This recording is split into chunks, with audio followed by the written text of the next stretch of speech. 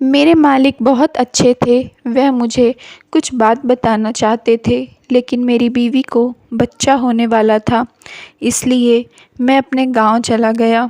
मालिक ने कहा कि जब गांव से वापस आएगा तब बताऊंगा।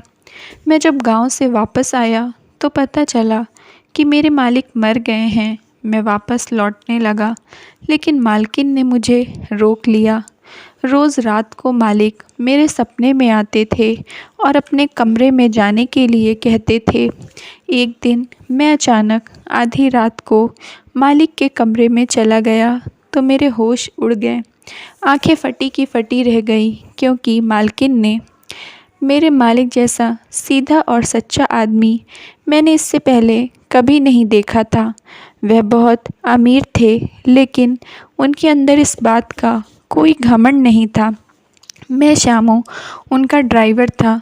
मेरा काम सिर्फ इतना था कि मैं सुबह मालिक को गाड़ी से ऑफिस छोड़ देता था, फिर दिन भर अपने क्वार्टर में रहता था और शाम को ऑफिस जाकर मालिक को घर ले आता था। बस इतना सा काम। वह मुझसे सिर्फ इतना ही कहते थे, श्यामू गाड़ी निकालो। ज़्यादा बोलने की तो उनकी आदत ही नहीं थी। मैं उनका वफ़ादार नौकर था।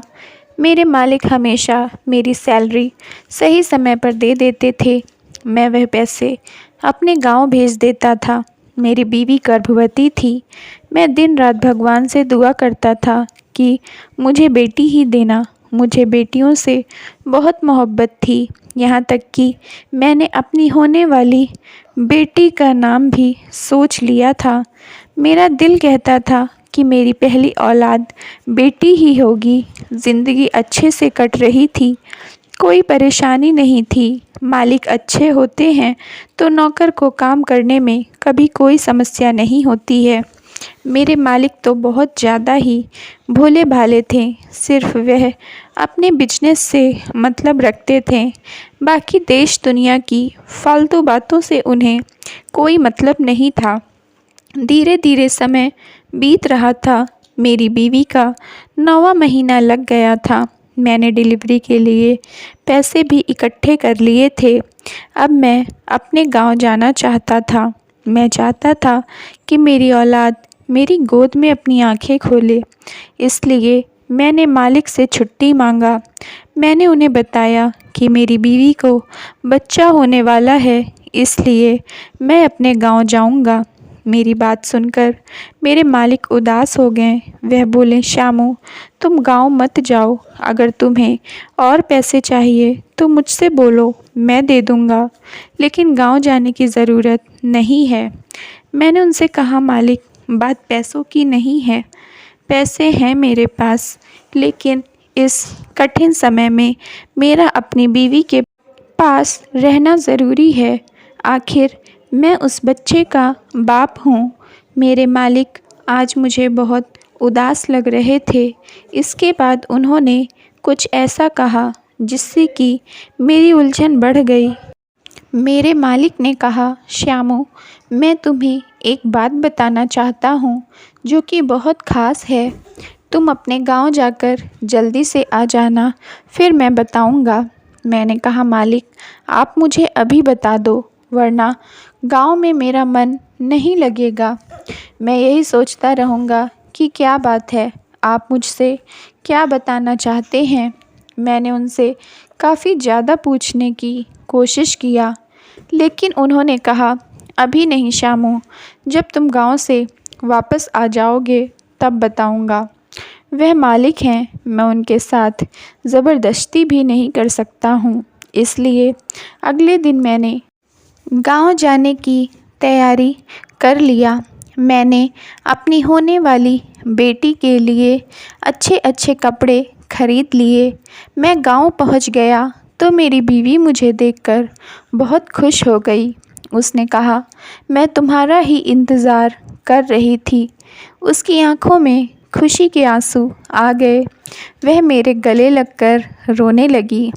कहने लगी, मैंने सोचा पता नहीं आप समय पर आएंगे या नहीं।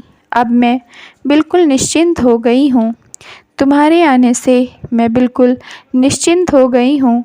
मैंने उसे वह कपड़े दिखाए जो मैं अपनी होने वाली बेटी के लिए खरीद कर लाया था।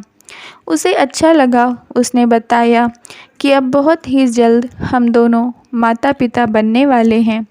हमें भी भगवान यह सौभाग्य देने वाले हैं जिससे हमारा परिवार पूरा हो जाएगा। मैं अपनी पत्नी को बहुत प्यार करता था। मैं उसके साथ इस पल में साथ हूँ। मुझे अच्छी फीलिंग आ रही थी। 2 दिन बाद हमारे घर भी शुभ दिन आ गया। मेरी बीवी को लेबर पेन शुरू हो गया। मैं उसे अस्पताल लेकर गया। कुछ घंटे बाद डॉक्टर ने बताया कि मेरे घर लक्ष्मी आई है। मैं एक बेटी का बाप बनकर खुद को एक भाग्यशाली आदमी मान रहा था। जब मैंने अपनी बेटी को अपनी गोद में पहली बार लिया तो उसने मेरी गोद में ही अपनी आंखें खोल ली। 2 दिनों तक मुझे कोई होश नहीं रहा। मैं सिर्फ अपनी प्यारी गुड़िया को अपने सीने से लगाए घूम रहा था। मैंने अपनी बेटी का नाम सिया रखा, जो कि मैंने पहले से ही सोच रखा था। मेरी पत्नी की अस्पताल से छुट्टी हो गई। हम सब घर आ गए। उसके बाद मुझे मालिक की बात याद आ गई। उन्होंने कहा था कि गांव से जल्दी वापस आ जाना। वह मुझे कोई ख़ास बात बताना चाह रहे थे। मैंने सोचा कि यहाँ पर तो सब ठीक है, अब मेरा कोई काम नहीं है, इसलिए अब मुझे मालिक के पास जाना चाहिए। मालिक के प्रति मैं बहुत वफ़ादार था। मालिक ने मुझे गांव आते समय 1 महीने का एडवांस वेतन दिया था।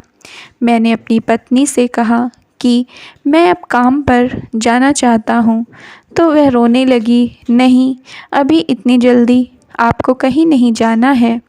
अभी हमारी बेटी बहुत छोटी है। मैं अकेले उसे संभाल नहीं पाऊँगी। ऐसा भी क्या काम है कि इतनी जल्दी जा रहे हैं। मैं तो कहती हूँ कि बार बार शहर जाने से अच्छा है कि यहीं गांव में कोई काम कर लो। अपने बीवी बच्चे के पास भी रहोगे। बेटी बड़ी होगी तो मैं उसे क्या जवाब दूँगी।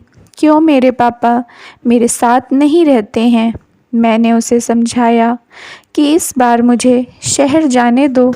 जब मैं लौट कर आऊँगा तो फिर दोबारा तुम लोगों से दूर नहीं जाऊँगा। मैं गांव में ही कुछ काम कर लूँगा। जब मेरी पत्नी नहीं मानी तो मैंने उसे मालिक के बारे में बता दिया कि जब मैं गांव आ रहा था तो मालिक बहुत परेशान दिख रहे थे। वह मुझसे कहना चाहते थे लेकिन नहीं कहा था। उन्होंने कहा था कि पहले गांव चले जाओ, लेकिन जल्दी से आ जाना, फिर मैं बताऊंगा। मेरी पत्नी ने कहा, अगर ऐसी बात है तो मैं तुम्हें नहीं रोकूंगी, तुम जा सकते हो। मैं शहर आ गया। जब मालिक के बंगले में पहुंचा तो बाहर गेट वाले सिक्योरिटी ने कहा, श्यामू तुम कहाँ थे। मालिक बहुत परेशान से मुझसे पूछ रहे थे कि श्यामू आ गया है क्या। मैंने उनको बताया कि अभी श्यामू नहीं आया है, तो वह तुम्हें फ़ोन लगा रहे थे, तुमने फ़ोन भी नहीं उठाया था। मैंने उसे बताया कि मेरी बेटी का जन्म हुआ है, इसलिए मैं गांव गया था। मालिक कहाँ हैं, मैं उनसे पूछ लेता हूँ वह मुझे किस लिए फ़ोन कर रहे थे। उस समय तो मैंने फ़ोन का कोई ध्यान नहीं दिया था क्योंकि मैं अपनी बेटी के साथ था। सिक्योरिटी ने इसके बाद जो बताया उससे तो मुझे बहुत दुख हुआ। उसने बताया कि मालिक इस दुनिया में नहीं रहे। मैंने उससे पूछा कि यह सब कब और कैसे हुआ, तो उसने बताया कि तुम्हारे जाने के दूसरे दिन ही मालिक की जान निकल गई। लेकिन कैसे, मैं यह सब नहीं जानता हूँ। मुझे बहुत दुख हुआ। पता नहीं मालिक मुझसे कौन सी महत्वपूर्ण बात बताना चाहते थे। उनके मरने के बाद यह राज भी उनके साथ ही चला गया। अब मुझे कैसे पता चलेगा कि वह मुझे क्या बताने वाले थे। मेरा काम सिर्फ मालिक की गाड़ी चलाना था। मालिक के जाने के बाद यहाँ अब मेरा कोई काम नहीं था, इसलिए मैं वहाँ से वापस जाने लगा, क्योंकि मालिक के मरने के बाद मेरा यहाँ अब कोई काम नहीं था। तभी मालकिन की नौकरानी मेरे पास दौड़ते हुए आई। उसने कहा, श्यामू, तुम्हें मालकिन ने बुलाया है। मैंने सोचा क्या काम हो सकता है। मैं अंदर चला गया। पहले की तरह मालकिन ने आज भी अपना चेहरा ढककर रखा था। उन्होंने कहा, श्यामू, तुम अपने मालिक के जनाजे में शामिल होने क्यों नहीं आए थे? मैंने कहा, मालकिन, मैं तो गांव गया था। मुझे इस बारे में कुछ पता नहीं था। अभी सिक्योरिटी से पता चला कि मालिक इस दुनिया में नहीं रहे। मालकिन ने कहा, मालिक नहीं रहे तो क्या तुम अपनी इस घर के लिए वफादारी भूल गए? जब कोई नौकर हमें छोड़कर नहीं गया तो तुम हमें छोड़कर क्यों जा रहे हो? मैंने कहा, मालकिन, लेकिन मैं तो इसलिए जा रहा था कि अब मेरा यहाँ कोई काम नहीं है। मालकिन ने पूछा, तुम कितने पढ़े लिखे हो? मैंने बताया कि मैं सिर्फ 10वीं पास हूँ। मालकिन कितनी दरिया दिल औरत थी। उन्होंने मुझे रख लिया और बोली, अभी तो कोई काम नहीं है, लेकिन जब काम होगा तो बता दूँगी। मैं अपने क्वार्टर में चला गया। एक दिन मालकिन ने मुझे अपनी नौकरानी से हॉल में बुलवाया। जब मैं उनके पास गया तो वह पर्दे में थी। वह मुझसे बोली, श्यामू, मुझे तुम्हारी मदद की आवश्यकता है। मैंने कहा, हाँ मालकिन, बताइए, क्या कर सकता हूँ? मैं आपकी सेवा में हाजिर हूँ। उसके बाद उनकी बात सुनकर तो मैं हैरान हो गया। मेरी मालकिन को क्या हो गया था? वह बिना सोचे समझे ऐसी बातें कर रही थी जो मेरी समझ से बाहर थी, क्योंकि वह कह रही थी कि श्यामू, मेरी बात ध्यान से सुनो। मेरी कंपनी संभालने वाला कोई नहीं है, इसलिए वह घाटे में जा रही है। तुम्हें पता है कि मैं ज़्यादा मर्दों के सामने नहीं निकलती हूँ।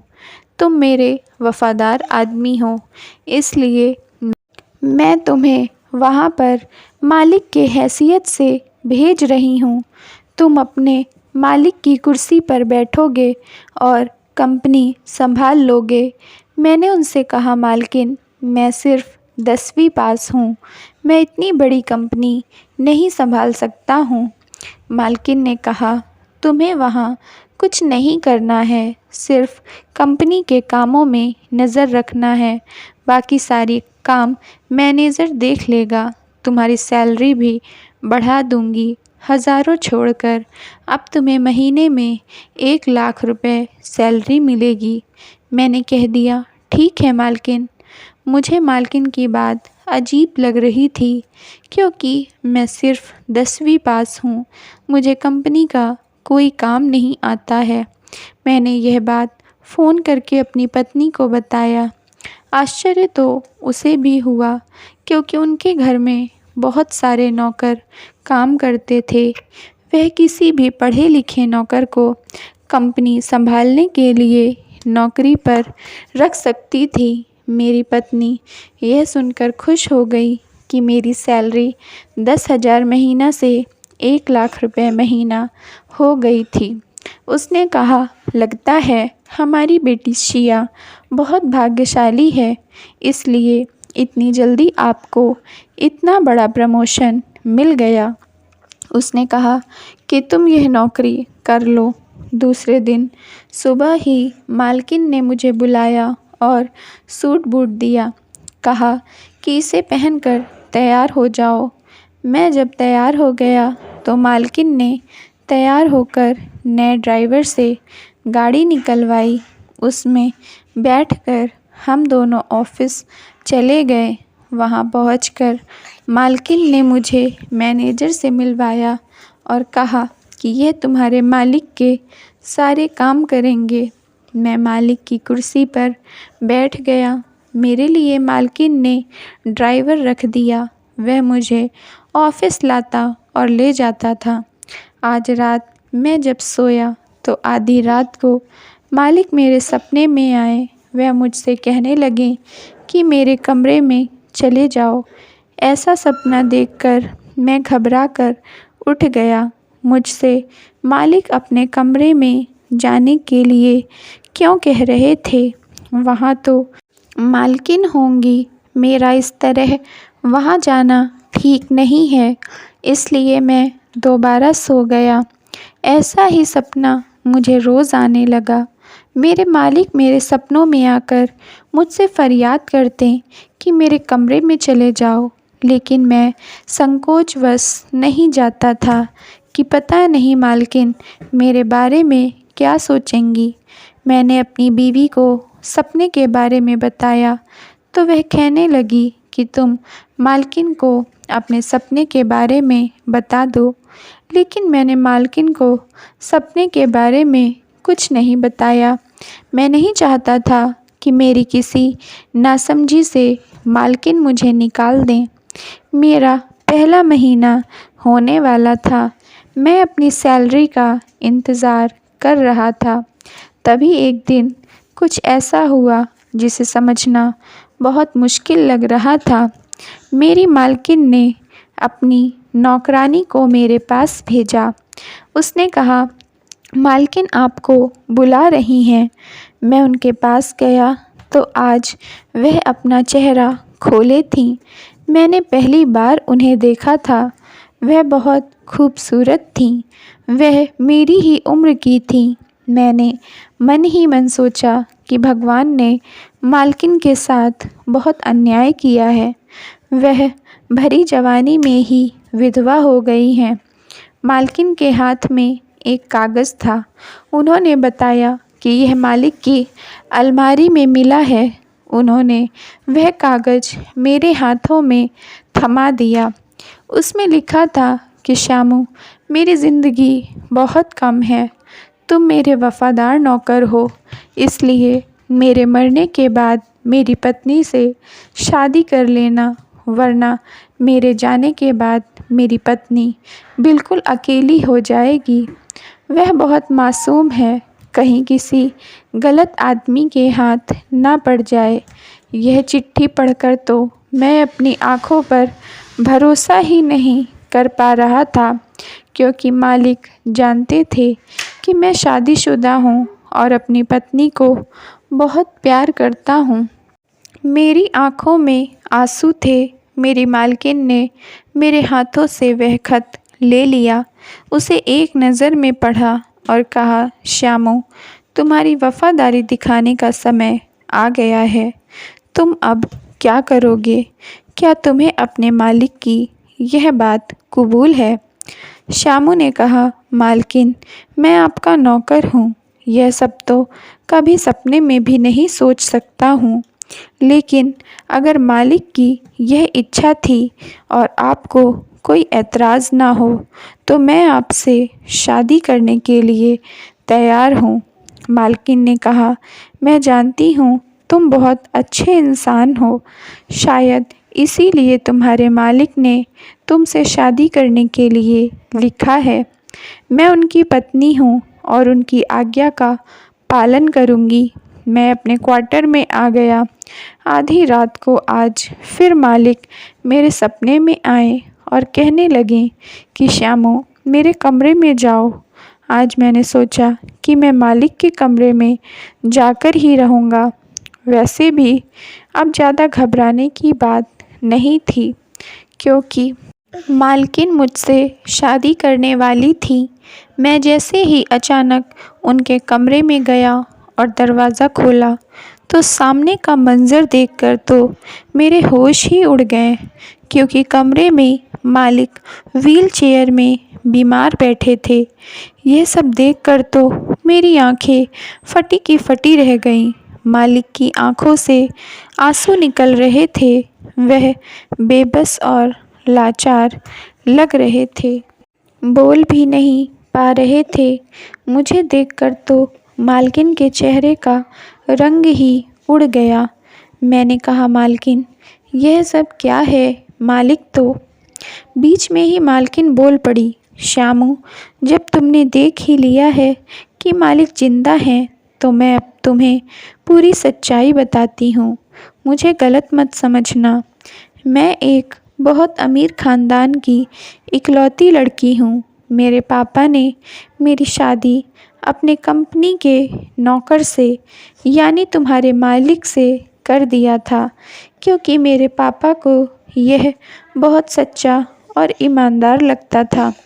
मेरे पापा के मरने के बाद मेरी कंपनी तुम्हारे मालिक संभालने लगे, लेकिन वह मुझे एक औलाद का सुख नहीं दे सके। मैंने जब तुम्हें पहली बार देखा था तभी तुम्हें दिल दे बैठी थी और तुम्हें पाना चाहती थी। जब मुझे पता चला कि तुम्हारी बीवी माँ बनने वाली है तो मेरे अंदर भी माँ बनने की इच्छा बढ़ गई।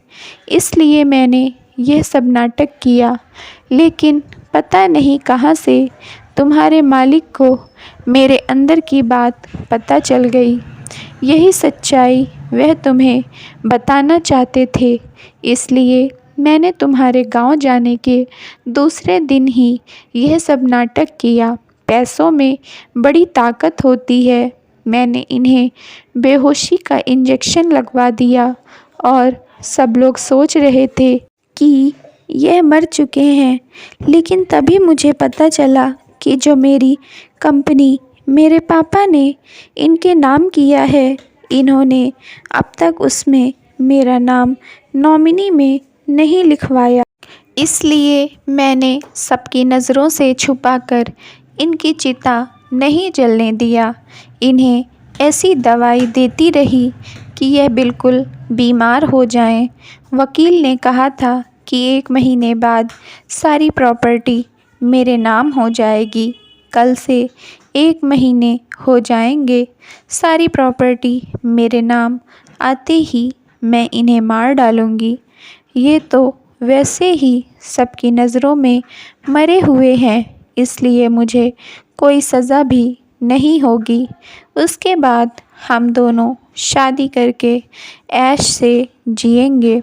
मेरी मालकिन की इतनी भोली सूरत के पीछे इतना खतरनाक चेहरा होगा, मैंने कभी नहीं सोचा था।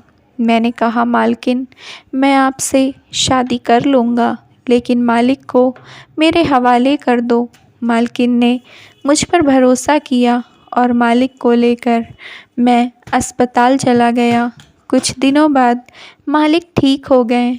उन्होंने मालकिन को तलाक दे दिया और सारी प्रॉपर्टी भी उनके नाम कर दिया।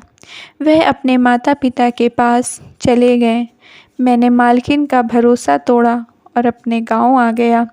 मुझे कोई पछतावा नहीं है कि मैंने उनका भरोसा तोड़ा, क्योंकि वह एक गलत औरत थी। अगर मैं उनका साथ देता तो बुरा होता। Thank you friends. अगर आप लोगों को स्टोरी पसंद आई हो तो प्लीज़ लाइक कर दीजिए और चैनल को सब्सक्राइब कर लीजिए।